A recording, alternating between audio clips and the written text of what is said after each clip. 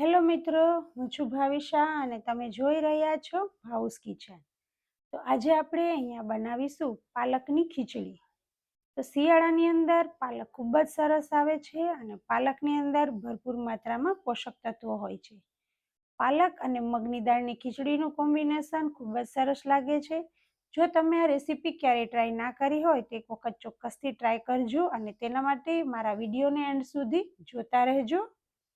મેં અહીંયા ખીચડી બનાવવા માટે એક વાસણ લઈ લીધું છે અને તેની અંદર 1 કપ ચોખા એડ કરીશું અને અડધો કપ મગની દાળ એડ કરી દઈશું અને તેને બરાબર હાથથી મિક્સ કરી દઈશું.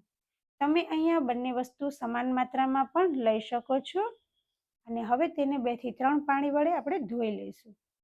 હવે ધોઈ લીધા બાદ આપણે તેની સાદી ખીચડી બનાવીશું.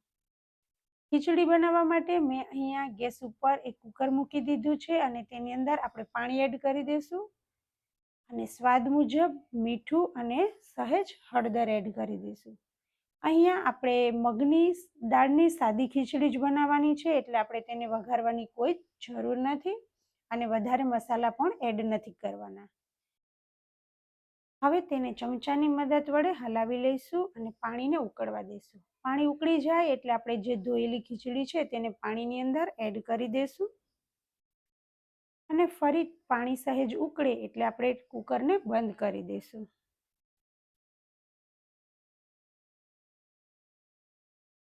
અહીંયા આપણું પાણી ઉકળી ગયું છે માટે આપણે કુકરને બંધ કરી દઈશું અને તેની 3 થી 4 વિસલ વગાડી દઈશું. ખીચડી બને ત્યાં સુધી આપણે પાલકની ભાજીની તૈયારી કરીએ. પાલકની ભાજી બનાવવા માટે મેં એક મોટી જુડી પાલક લીધી હતી, તેને બરાબર સાફ કરી અને ધોઈ ઝીણી સમારી લીધી છે. 2 મોટા ટામેટાને સમારી લીધા છે, 2 મીડિયમ સાઇઝની ડુંગળીને સમારી લીધી છે અને લીલું લસણ સમારી લીધું છે. આદુના ટુકડાને છીણી લીધું છે. આ સમયે આપણી ખીચડી પણ અહીંયા તૈયાર થઈ ગઈ છે, તો કુકર ખોલીને ચેક કરી લઈએ. તો અહીંયા આપણી ખીચડી પણ સરસ મજાની એકદમ ઢીલી તૈયાર થઈ ગઈ છે. તો હવે તેને આપણે સાઈડ ઉપર રાખી દઈશું. તો આવી જ ખીચડી બનાવવાની છે અને બાજુના ગેસ ઉપર મેં એક મોટું વાસણ મૂકી દીધું છે અને તેની અંદર આપણે તેલ ગરમ કરવા મૂક્યું છે. તેલ ગરમ થાય એટલે તેની અંદર આપણે રાઈ એડ કરીશું, જીરું એડ કરીશું અને હિંગ એડ કરી દઈશું. થોડી વાર થાય, જીરું ઉપર આવે એટલે આપણે તેની અંદર ડુંગળીને એડ કરી દઈશું. ડુંગળીને એડ કરી લીધા બાદ તેને હલાવી લઈશું અને તેની અંદર આદુને એડ કરી દઈશું. આદુને પણ હલાવી લઈશું અને તેની અંદર આપણે લીલું લસણ એડ કરી દઈશું. જો તમારી પાસે લીલું લસણ અવેલેબલ ના હોય તો તમે તેની અંદર સૂકું લસણ પણ લઈ શકો છો ઉપયોગમાં. હવે બધું બરાબર સરસ રીતે મિક્સ થઈ જાય ત્યાં સુધી આપણે તેને હલાવીશું. આપણે ડુંગળીનો કલર બદલાય ત્યાં સુધી આપણે તેને સાંતળવાની છે. હવે તેની અંદર આપણે ટામેટા એડ કરી દઈશું. અહીંયા આપણે બધી જ વસ્તુને એકદમ સરસ ઝીણી સમારેલી છે એટલે તેને ચડતા જરા પણ વાર નહીં લાગે. હવે તેનો મસાલો કરીએ. તો સહેજ હળદર, મરચું અને ધાણા જીરું એડ કરવાનું છે અને સ્વાદ મુજબ મીઠું એડ કરવાનું છે. તમારે જે પ્રમાણે તીખું ખાતા હોય તે મુજબ મરચું એડ કરવાનું રહેશે. જો તમે ઓછું તીખું ખાતા હોય તો મરચું થોડું ઓછું પણ લઈ શકો છો.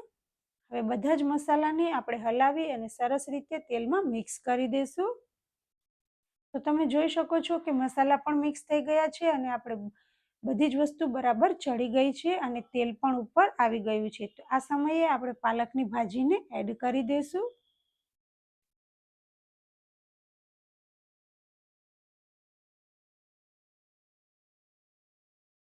બધી જ પાલકની ભાજી એડ કરી લીધા બાદ આપણે તેને સરસ રીતે હલાવી લઈશું. થોડી વાર થશે એટલે પાલકમાંથી પાણી છૂટું પડશે. તો તેના માટે આપણે તેને થોડી વાર માટે ઢાંકી દઈશું જેથી કરી અને તે બરાબર ચડી જાય. તો થોડી વાર બાદ આપણે તેને ચેક કરીશું તો પાલકની અંદરથી પાણી પણ છૂટું પડ્યું છે અને પાલકની ભાજી પણ સરસ રીતે ચડી ગઈ છે. હવે તેનું પાણી બળે ત્યાં સુધી આપણે તેને રહેવા દઈશું. તો પાણી પણ બધું બળી ગયું છે અને તેનું તેલ સરસ ઉપર આવી ગયું છે. તો હવે આ સમયે આપણે તેની અંદર આપણી ખીચડીને એડ કરી દઈશું.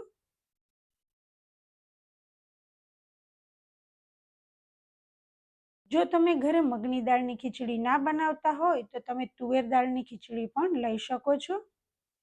તે પણ સ્વાદમાં ખૂબ જ સરસ લાગે છે.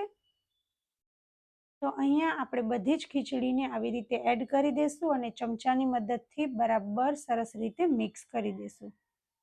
બધું જ બરાબર મિક્સ ના થઈ જાય ત્યાં સુધી આપણે તેને હલાવીશું અને એક વખત મિક્સ થઈ જાય એટલે આપણે તેને 2 મિનિટ માટે ચડવા દઈશું.